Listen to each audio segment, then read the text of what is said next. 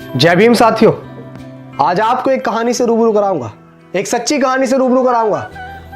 बाबा साहेब की एक सच्ची कहानी जिसको सुनकर आप सोचने में मजबूर हो जाएंगे कि किसी व्यक्ति के अंदर इतना दिमाग कैसे हो सकता है, किसी महापुरुष के अंदर इतना दिमाग कैसे हो सकता है।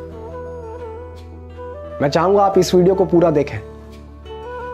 जब बाबा साहेब लंदन से बैरिस्टर बनकर पहली बार भारत वापस लौटे और जब उन्होंने कोर्ट के अंदर, कचहरी के अंदर कदम रखा, तो लोगों ने, जितने भी कोर्ट के अंदर और वकील थे, सबने बाबा साहेब को देखकर यह पहचान लिया था कि ये तो वही है जो महार जाति का व्यक्ति है। और ये आज काला कोट पहनकर हमारे कचहरी के अंदर आ गया है। और बाबा साहेब वहां जाकर अपना ठिया ढूंढने लगे। सबके पास अपने अपने ठिए होते हैं बैठने के लिए।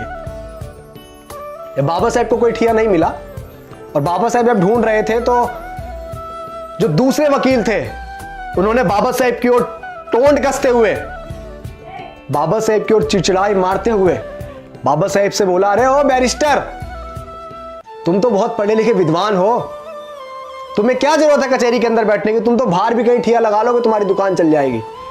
लेकिन बाबा साहेब ने उनकी उस टोंट मारने को गलत नहीं समझा। बाबा साहेब ने उस बात का बुरा नहीं माना और बाबा साहेब मुस्कुराते हुए ये बोले कि तुमने ठीक कहा। और बाबा साहेब कचहरी के बाहर एक जगह जाकर अपना ठिया बाबा साहब ने जमाया, साफ सफाई करके बाबा साहब वहां बैठ गए। मैं बहुत शॉर्ट में आपको बात बता रहा हूं, कहानी बहुत लंबी है, इतिहास के पन्नों में आप पढ़िएगा। और बाबा साहेब के पास छोटे मोटे केस आने लगे, रोजी रोटी चलती रही, हल्का फुल्का बिजनेस बढ़ा, कारोबार बढ़ा।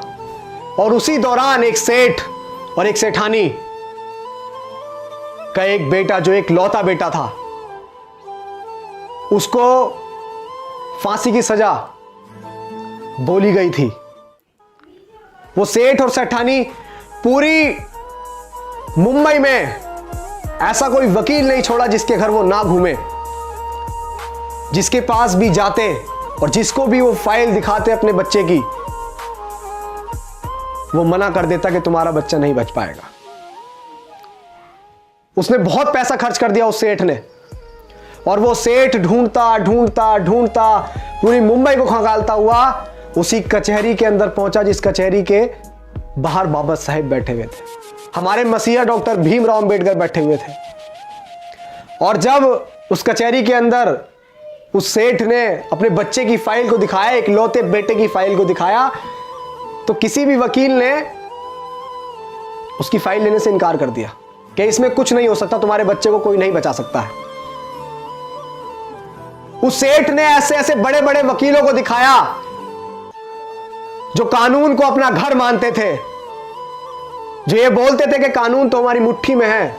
ऐसे ऐसे वकीलों को वो फाइल दिखाई, लेकिन सबने उस फाइल को देखकर इनकार कर दिया। और उस कचहरी के अंदर जो वकील बैठे हुए थे, कुछ वकीलों ने फिर से बाबा साहेब के ऊपर टोंट कसते हुए बोला कि अरे सेठ, तुम्हारा केस तो वो लड़ेगा, वो जो बाहर बैठा हुआ है, वो महार जाति का व्यक्ति, वो बहुत विद्वान है, वो पढ़ लिख कर आया है। वो बाबा साहेब पर टोंट कस रहे थे, हमारे मसीहा पर टोंट कस रहे थे, वो हमारे मसीहा पर चिड़चिड़ाहट मार रहे थे। और जब, क्योंकि सेठ जो है वो मन से रो रहा था, उसे एक आशा की किरण चाहिए थी बस, क्योंकि उसका एक लौता बच्चा जिंदगी और मौत के बीच में अटका हुआ था। और जब उस सेठ ने सुना, उस वकील ने उस सेठ से बोला, तो सेठ उसकी बात मानकर वहीं पहुंच गया बाबा साहेब के पास, और उसके बाबा साहेब के चरणों में जाकर वो जा लौटा और बोला कि हे बैरिस्टर, हे बाबा साहेब, मेरे बच्चे को बचा लो। तो बाबा साहेब ने बोला, सेठ उठो, मैं क्या कर सकता हूं, मैं क्या मदद करूंगा। ये फाइल तुमने किसी और व्यक्ति को, किसी और वकीलों को दिखाई होगी, उनको, उनके पास जाओ, मेरे पास क्या करने आए, मैं क्या करूंगा, मैं तो एक महार जाति का हूं, मैं क्या करूंगा, मैं तो नीच जाति से हूं ना। सेठ, आप बड़े बड़े वकीलों को दिखाओ। तो सेठ ने बाबा साहेब की शक्ल देखकर बोला कि नहीं, अगर मेरे बच्चे को कोई बचा सकता है तो बैरिस्टर आप बचा सकते हैं, वरना पूरी दुनिया की ताकत कोई मेरे बच्चे को नहीं बचा सकती। ये मैं आपका चेहरा पढ़कर बता रहा हूं कि बाबा साहब मेरी बात आप मान लीजिए, बैरिस्टर मेरी बात मान लीजिए, क्योंकि मैं तो एक बाप हूं, मैं उस पीड़ा को सहन कर लूंगा। लेकिन जो इसकी माँ है, जब उसकी माँ को पता लगेगा कि उसका बच्चा नहीं रहा, तो वो भी उसके गम में मर जाएगी। मेरे घर से 2 अर्थियां उठेंगी बाबा साहेब, मेरे घर से 2 अर्थियां उठेंगी। मेरा एक लौता पूत है, मेरा इतना बड़ा कारोबार है, इतने बड़ा बिजनेस है, इसे कौन संभालेगा, क्या करूंगा मैं इसका।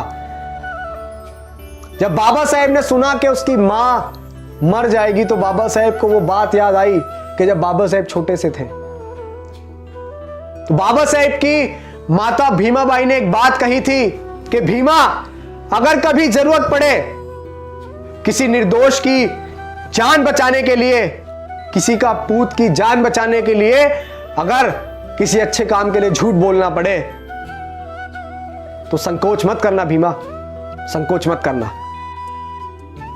और बाबा साहेब ने फाइल देखी और बाबा साहेब ने फाइल देखकर बोला कि सेठ ये बताओ, ये फाइल तुमने अब से पहले किसी और वकील को दिखाई?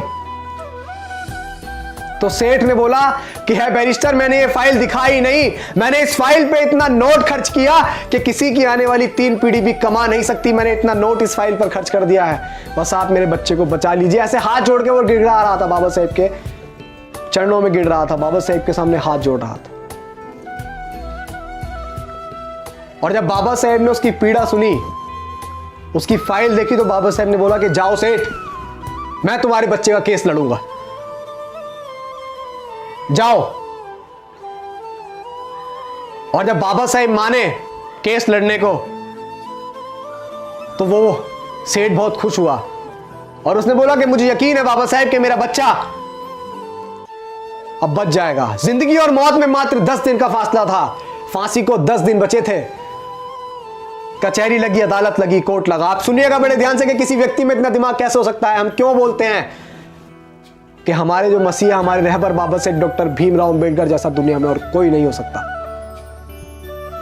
ऐसे ही नहीं बोलते हम ये बात इसीलिए बोलते हैं क्योंकि उन्होंने ऐसा करके दिखाया।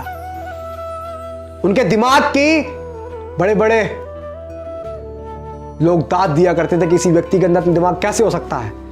कोर्ट लगा, कचहरी लगी, कोर्ट के अंदर तो दोनों पक्षों के वकील आए। जब बात बोली गई तो जज ने बोला कि अंबेडकर तुम कुछ दलील देना चाहोगे? तो बाबा साहेब ने बोला कि नहीं जज साहब, अपना फैसला सुनाइए आप, मैं कुछ नहीं कहूंगा। आप सोच रहे हैं, अब वो सेठ बड़े संकोच में था कि ये इसने तो बोला था कि मैं तुम्हारे बच्चे को बचा लूंगा और ये कोर्ट में कोई दलील भी नहीं दे रहा है। और बाबा साहेब ने बोल दिया कि जज साहब आप फैसला सुनाओ। और वो सेठ अपने मन में कह रहा था कि अंबेडकर तुमने हमारे साथ अच्छा नहीं करा है बैरिस्टर, मैं बड़े आस के साथ तुम्हारे पास फाइल लेकर आया था, मैं तुम्हारे चेहरे को देखकर कह रहा था कि तुम मेरे बच्चे को बचा लोगे। और जब फांसी की सजा जज ने सुना दी और जब उसको लेकर गए, सुनिएगा बड़े गौर से और इस वीडियो को ज्यादा से ज्यादा शेयर भी कीजिएगा, जब उस लड़के को फांसी की ओर लेके गए और उसके गले में फंदा डाला ही था, तो बाबा साहब ने बोला बस जज साहब बस, आपने फांसी की सजा दी थी, आपने मौत नहीं दी थी। आप देखिए बाबा साहब का दिमाग। और उसी दिन से यह कार्रवाई चली आती है कि सजाए मौत, अगर किसी को मौत की सजा देनी होती है तो सजाए मौत कहा जाता है, यह नहीं कहा जाता कि सिर्फ फांसी की सजा। बाबा साहब ने कहा कि बस जज साहब, आपने फांसी की सजा दी थी, आपने मौत नहीं दी थी। और यह दिमाग देखकर बड़े से बड़े बैरिस्टर, बड़े से बड़े जो लोग बाबा साहब पे टोंट कसते थे, जो हमारे मसीहा को नीच अछूत बताते थे, जो महर जाति का बताते थे, वो लोग चुप हो गए। और हमारे बाबा साहब शेर की तरह उस बच्चे को छुड़ाकर उस मां के पास लेके गए कि ये ले तेरे तेरा बच्चा। और बाबा साहब ने उस निर्दोष की जान बचाई। ऐसे थे हमारे मसीहा।